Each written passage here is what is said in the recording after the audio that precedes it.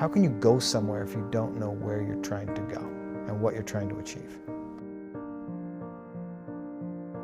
I always like to say that the secret to success is doing a lot of little things consistently over a long period of time. Like, people see the headline, the 50, Yeah. but they don't realize there was a decade that went into that. Of training and building up to it? Everything, you know, you can only get so physically fit for a challenge, and then at that point in time, your mind and your body have to come into alignment, and then the mind takes over. And, you know, one of the biggest questions I get is, how do I come or become mentally tough?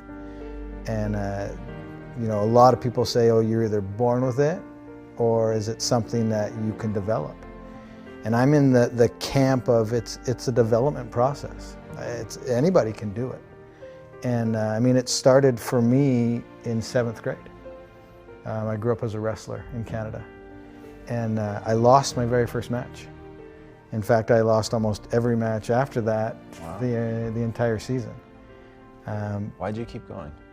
Yeah, I just, you know, I'm the type of person that I don't love to be defined by those moments. It was like the 5K that I huff, or the 4-mile fun run. I don't like the word fun and run together. But either. Yeah. How many people do you see running around smiling? Yeah. But for me, I don't enjoy those moments to define me, and I wanna overcome that. And so I would wake up and study the sport and show up and you know, that you always hear, show up early and stay late. And I really did that, and by the time I hit my senior year, I went undefeated. Wow. And it's not because I had any talent, it's because I was willing to show up. And so for me, that's where it starts. Everybody always says I have bad knees. And I say you have bad knees because you don't run. And because that guy right there in that stadium that couldn't get up and walk after his marathon shouldn't have gone on and did what I did. Which means also that I'm not talented or gifted. It was a process that I went through and figured it out. I was obsessed with that not being my defining moment, right? A marathon was the pinnacle of running at the time, and I only gave myself 5 months to get ready for it. And I coach full time now with athletes, and one of the biggest things I try to get people to do is back down off the inspiration and let's build a foundation. Because having a giant goal is phenomenal, and you should.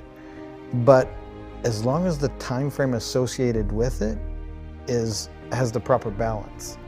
Because when I did the first world record, had I had the idea to do 50 consecutive, it still would have been a great goal, but not in that year. I had to go through the process and take my knocks and learn and evolve and grow to get to that point where I could even, you know, toe the line for 50. How much of the learning and growing was your body growing and getting stronger and more capable, and how much was knowing how to deal with what you were going to go through mentally?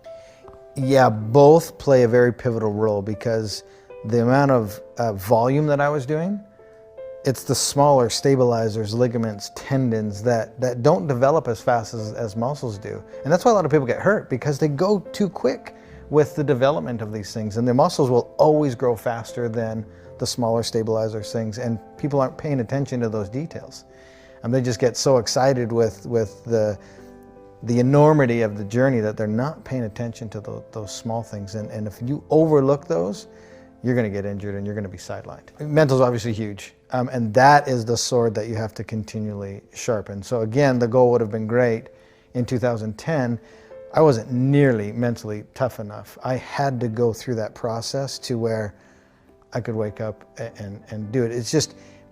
It's like a muscle. It's like a cardiovascular system. It's something that you can develop, but it takes time. Confidence builds confidence, and success builds success. And having not taken the right steps, I would have ultimately failed come time for the 50. One reason was not enough for me to get back on my bike and do 20 more Ironmans. But as I started going through the list of everything that I was doing and why I was doing it, it's interesting because I would gather them all together, and I'd focus on this big ball. and I would bring it in close to me. And as soon as I focused on that, I started to experience a rebirth. Because now I was focusing on the very, very next moment that I had control over. And everything that I was trying to accomplish and why I was there. And I call this process, now looking back on it, both a rebirth and putting on my uniform, which was the alter ego. And my uniform was those yellow sunglasses you've seen me wear in some of my pictures. And when I put those glasses on, that's when the Iron Cowboy comes out. And that dude is a bad, bad man. And there's nothing that's gonna get in his way. And I do a lot of speaking from stage now, and I want to encourage people to find whatever their uniform is, find whatever their alter ego is. Because when you discover that and how to flip that switch, that's when nothing gets in your way. And that's where you shift your focus and you realize what your purpose is. And I knew if I had the courage to get back on my bike and finish that day and then do the 20 more, my life would be different. That you're thinking that while you're there on the ground. And this whole process was about 8 minutes. The whole thing from complete meltdown to breaking all of the purposes and whys down to the realization, the rebirth, and getting back on and going. And it can happen that quick. We're moments away every day from a decision that's going to completely change our life. Every single moment of every single day has a massive impact on where you ultimately end up. And so that was a huge turning point, but it was all the decisions before and after that led to that moment. If the journey you're on is big enough, and it's going to have enough impact and change your life and other people's lives, one reason's not going to be big enough. And you need to put a lot of thought and a lot of preparation and a lot of meditation into all of the reasons why. Because at some point in time, you're going to need to gather all those little bad boys up and intently focus on it to have enough courage to get back up and do 20 more Ironmans after everything that we went through. We're surrounded today by people being satisfied with mediocre. And for me, as soon as I realized that I could believe in myself and I had a supporting crew beside me and around me, that it opened up a lot of the doors. And the moment I used someone else's standard of excellence, that was just enough to get me moving. And then you need to put that person aside or look past that person and create or do you. Create your own lane. And so for me, once I stopped looking at what everybody else was doing and then truly believed in what I could do, that, combining it with all those character traits that I talked about before, that's when human potential is truly can be found and experienced. How did you develop the belief in yourself? I think just over a long period of time. Again, it's that whole mental aspect of sharpening that tool and putting yourself in situations where you can learn and grow. Success builds success and confidence builds confidence.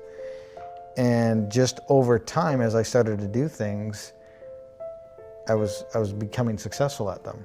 And I was doing a lot of little things consistently over a long period of time.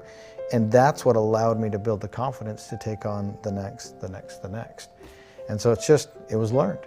It was learned by doing and taking massive amounts of action. You have to immediately act and go after it. The only thing I'm trying to do is to get people to open their minds as to what is possible. We're living in a day and age where we're limiting what we think is possible. We're getting in our own way. And my thing that I want to get people to do, and you've probably heard somebody say it before, but motion creates emotion. The hardest thing to do is start moving, engaging. Once you start to move and engage, you realize two things. One, it's not as scary as you thought it was. And two, you actually start enjoying what you're doing. It was the only thing that was scaring you was the first action. Dude, I'm just like every ordinary dude that's out there. I just have learned to put myself in the game. I've learned to show up every single day. The moment you realize the next step isn't going to kill you, and that next step is the first step to evolving, changing, growing, and learning and becoming literally the best version of yourself, that's the most beautiful thing. It's not going to kill you. And putting yourself in the game, you're giving yourself an opportunity to achieve something that everybody else said was impossible. What do you say, or as a speaker, what do you say to somebody who they don't know what they want? I've got a friend right now who's massively struggling, and it's the exact question I asked him. I said, what do you want? What's your passion? What are you trying to accomplish? He could not answer the question. And so my next question was, this is what you have to do first. You have to find out what you want and where you want to go. Then we can start formulating the plan. You can't formulate a plan and figure out the steps unless you know where you're trying to go. You'll just spin around in circles and probably move backwards. How can you go somewhere if you don't know where you're trying to go and what you're trying to achieve? And here's what people do, is they get dead set on the journey that they want to take, and they're so rigid with how they're going to get there that they don't see the door over here, and they don't see the bend in the river, and they try to cut because they know they're going right here, and they try to cut through. Well, they didn't know at this bend of the river there was a paradise and a picnic waiting for them that would have opened up a door. Maybe their sweetheart was waiting there for them. Don't be so rigid with how you're going to get there, because that's how you're going to discover what your passions are and who's supposed to be on your journey. And that's how truly you're going to discover what your passions are, by showing up every day, digging, grinding, hustle, whatever you want to call it, and being open to all the opportunities. Yeah, for sure. One thing I've learned is I can't change anybody. They have to be in a space and ready to do it and do it for themselves. And so for me to hold somebody to my standard, I think is somewhat unfair. Now, I hate excuses. I hate entitlement. I want to hold people to that standard, but it's not fair because they're on their own journey, and I'm not living from their perspective. Everybody's heart is different. And for me to judge somebody else to my standard is unfair because I don't know where they are in their journey. And they could be at the beginning stages, and it would have been unfair to judge me at 24.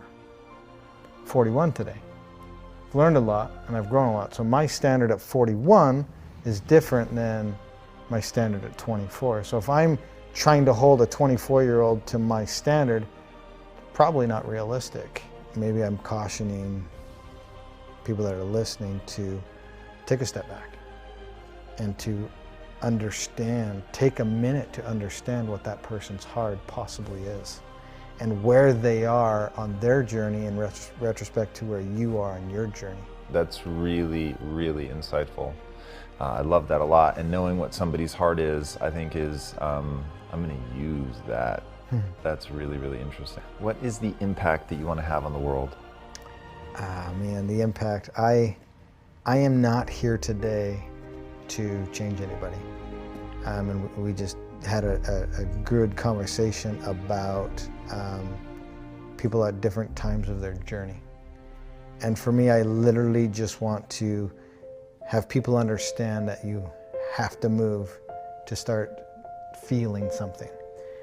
And if you move and start feeling something, you're on your way to the best version of yourself. And the impact that I want to have is just to have the ability to get you to live outside of the existence that you're in and to open it up to what's truly possible. And if I can just get people to understand that you're in your own way and to open up Pandora's box, per se, then you'll truly find what your limits are. And I hope that you don't find your limits, that you exceed your limits.